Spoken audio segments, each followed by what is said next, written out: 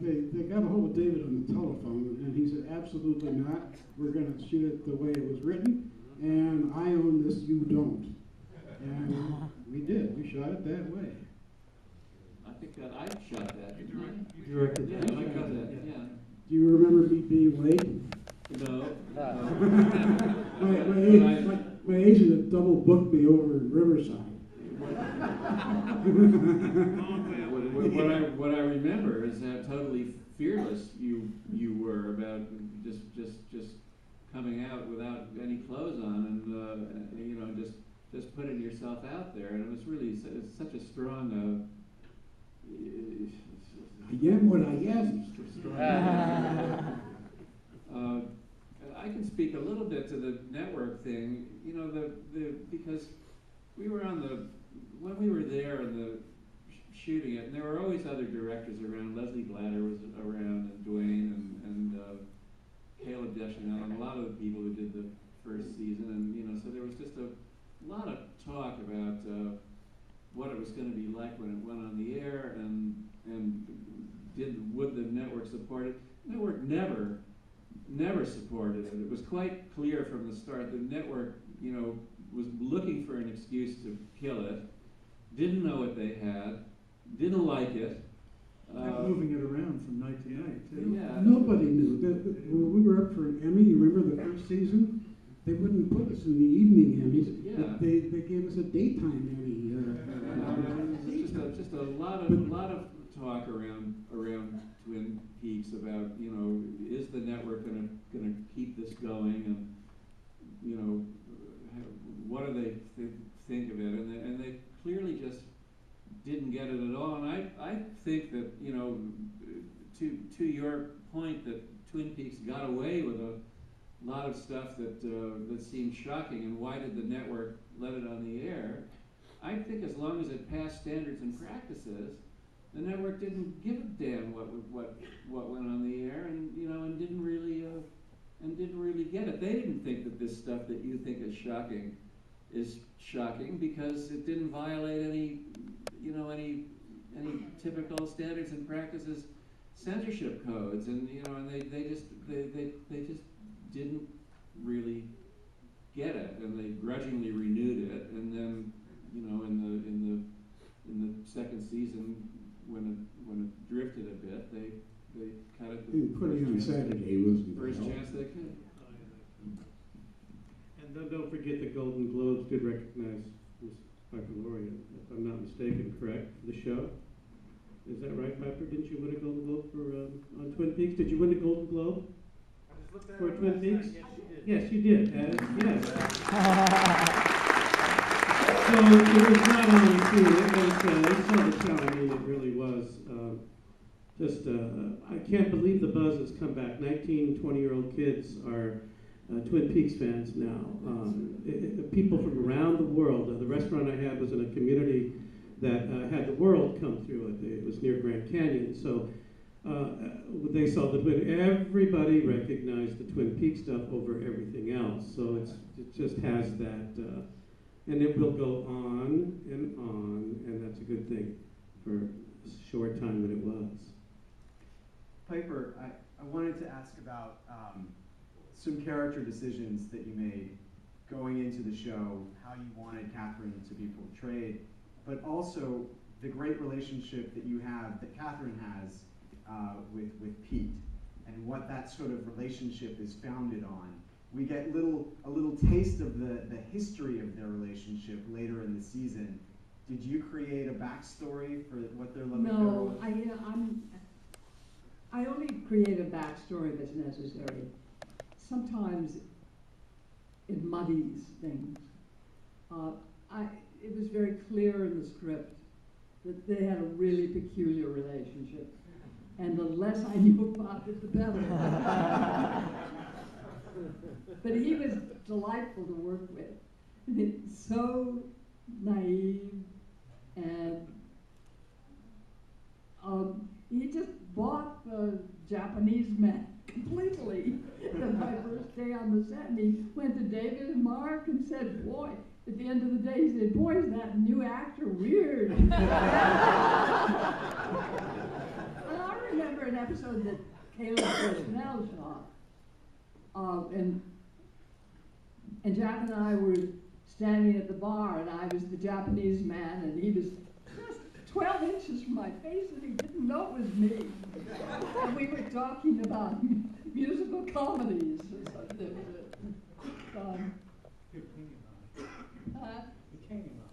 Yes, yes.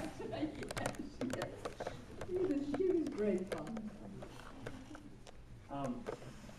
Frank, you took over the cinematography from Ron Garcia after the pilot, and then the look of the show then really stays in your hands throughout the rest of the series. I'm curious to know how, when you're in like massive television production, as opposed to the time that was spent shooting the pilot with exteriors up in Washington, what were some challenges to maintain the look of the show with the increased production schedule, with having to shoot a lot of that here? Really, it was just try to get as much from the directors as I can to know where they were going to go in the scene. So if I knew, okay, the wide shot, I'm going to do a wide shot and full close-ups here, whatever, I knew what I'd have to light ahead of time. So I tried to get that as much as I could. And other than that, just try to get to work as fast as we could. I don't know how else to explain it. It really was a strange experience, because oftentimes on the first, if I remember, in the first few episodes, I never had the script.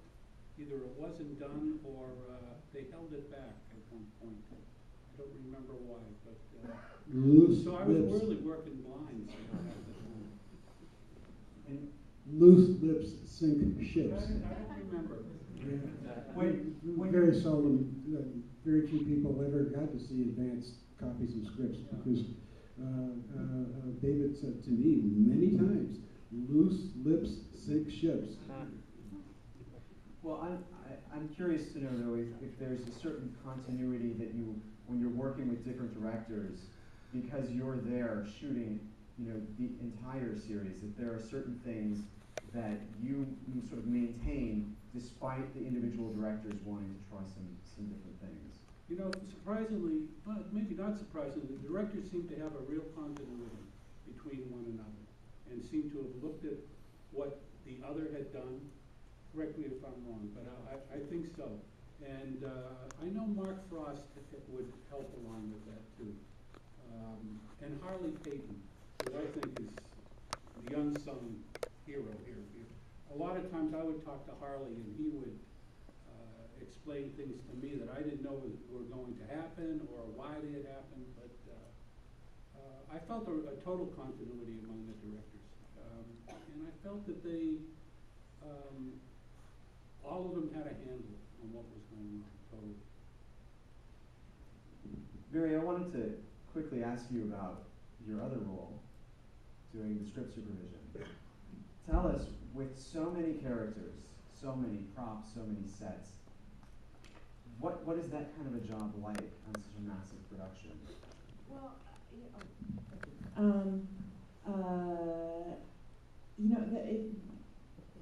as you're sort of touching on, you asked Frank about that, in the television series, you kind of step into something that is, it's already running. The characters know their props, the props guys know their props, and it's, there are things that are set, so it's easier in one way than a feature, I think.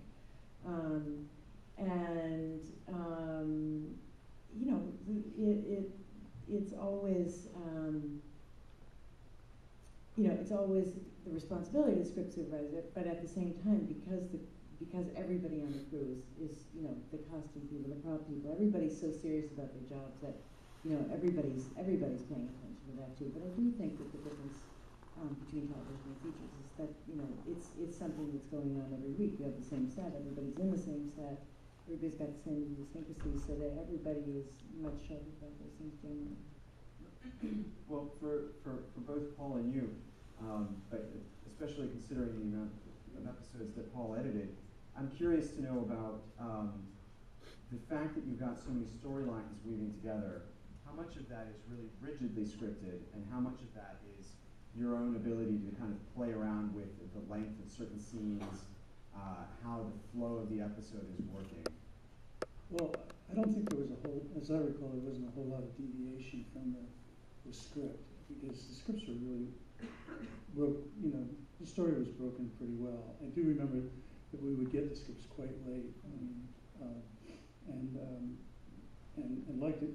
I mean, it wasn't as though we were reinventing things or shuffling scenes or moving things around a lot. We pretty much stuck to what was written. But again, I go back to rhythm. I mean, a lot of that is dictated upon the performances and just the style of the show. And so, you just kind of, it's something you just sort of had to immerse yourself in.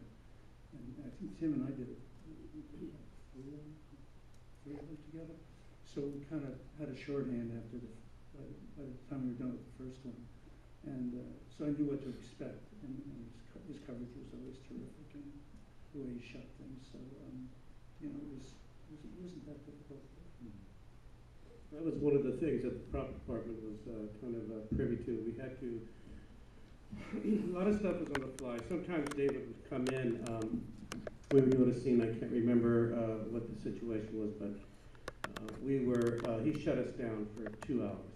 And he was directing this episode and told everybody to go and get a donut and coffee. Literally, that's what he said. And he rewrote for hours. He sat there for at least almost 2 hours before he said, okay, this is what we're going to do. During that period of time when he's writing with his writers, and literally right off the set, these are guys, something wasn't working and he was going to fix it. And he would call me in, or Rich, or somebody, and Rich would call me because we didn't have cell phones in those days. They were giant tricks. And he would say, go get me this. Do you have this? Can you get this? Now that is on the fly, but David would also have to tell us, or Mark, or any of the writers tell us what was coming at some level, like the golf bag. You remember the golf bag? You've seen this episode, correct? Yeah. Now that was the tip right there. That was, to me, told me what was happening, and I was pulled into the room and specifically told by David and Mark and I think Bob Simons and Feinberg were all in this room telling me this is, without telling me what was going on, this is before anything new, but we had to know in advance because he asked me to try to find a golf bag that a body would fit in. And he said, and Jeff, I really want a body to go into this golf bag. And we did. We put a person into this bag. I went out and found a bag, the golf bag, and I found it through some PGA thing. I don't know what it was, but literally brought it up into the office there, and he had, I don't know if it was you, I don't think it was you, Mary, but somebody literally climbed into the bag, and that made David happy. That he knew that it was real then. He knew that this would be, he was not lying to his audience. And, so those were the things that props got to be just a little ahead of some people, because we had to get it and make sure that if it either worked or it had to do whatever it had to do. So that was our little blessing that we got. Tips.